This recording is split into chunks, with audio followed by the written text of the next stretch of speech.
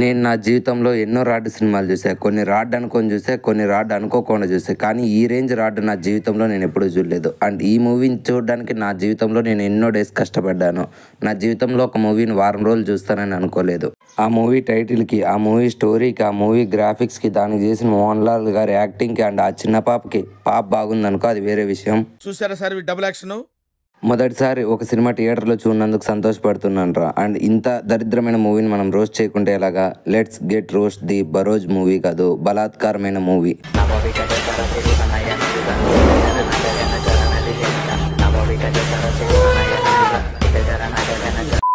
ఇంకా ఈ movie story లేని విషయానికి వస్తే, నిధిని కాపాడడానికి మన బరోజ్ పాప భూతంగా తిరుగుతుంటాడు. అంతలోనూ ఆ నిధికి వారసురాలైన ఆ పాప రావడంతో ఆ పాపకు ఆ నిధి అందజేయడం చుట్టూనే ఈ మూవీ జరుగుతుంది.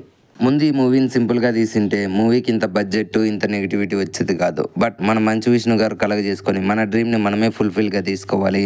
అండ్ సింపుల్ మూవీస్ తీస్తే మనకు గుర్తింపు ఉండదు, ఫ్యాంటసీ తీస్తేనే మనకు గుర్తింపు ఉంటుంది అన్నట్లు ఐడియా ఇవ్వడంతో ఈ బరోజ్ పుట్టింది. And rest is history. And ఇట్లాంటి కళాఖండం మలయాళంలో ఒకటి వస్తే మన తెలుగులో కూడా ఇంకొకటి రాబోతుంది. ఎందుకులేండి ఇప్పుడు ఆ మూవీ చెప్తే మళ్ళీ స్ట్రైక్ వేస్తారు. ఆల్రెడీ మొన్నే ఓ స్ట్రైక్ వేశారు. అండ్ ఆ మూవీలో పెద్ద క్యాస్ట్ ఉండొచ్చు, కానీ హీరో అప్పిగాడైతే మూవీ కూడా అప్పిదే అవుతుంది.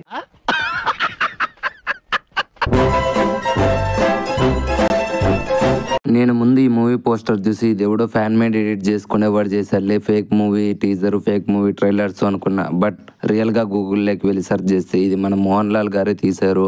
ఆయన ఒక డ్రీమ్ ప్రాజెక్ట్ అని తెలిసింది. ఎంత మూవీకి నెగిటివిటీ ఉన్నా ఏదో ఓటీటీలోకి వచ్చింది కదా చూద్దామని చూసా.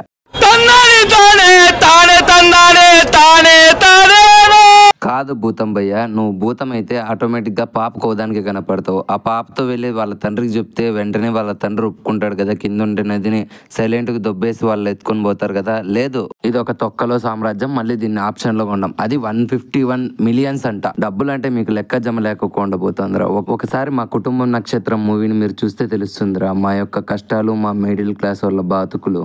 ఓకే, బరోజ్ గాడు ఎర్రి పప్పేలే, వాడు భూతమే, వాళ్ళకి తెలివితేటలు లేదు అనుకోవచ్చు. కానీ ఈ మూవీలో మెయిన్ విలన్ అయిన ఆ రాక్షస పాప ఉంది.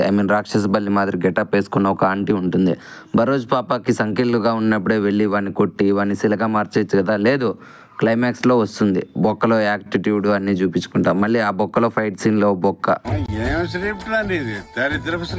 ఇప్పటికే వీళ్ళు చూపించిన విఎఫ్ఎక్స్ని చూసి ఎక్కడో అడపాదడపాలో ఉన్న ప్రాణం సరేలే మూవీ అయిపోతుంది అనుకుంటే, క్లైమాక్స్లో ఆ ఫైట్ సీన్ని చూసిన తర్వాత ఆ సీజీ క్రబ్బు మన బరోజ్ ఫైట్ సీన్స్తో ఇంకా అర్థమైపోయింది మమ్మల్ని ఇడే బందబెట్టేయండి అని. అసలు మూవీలో ఏం చూపిద్దామనరా అంత రన్ టైం పెట్టి అంత పెద్ద మూవీని తీసి మా లెక్కలు దుబ్బేస్తున్నారు మీరు? అర్థం కావడం లేదు. జనాలు సినిమాలు చూసి పిచ్చోళ్ళు అయిపోతున్నారంటే ఏమో అనుకున్నా. ఇట్లాంటి మూవీస్ చూస్తే నిజంగానే అయిపోతారు.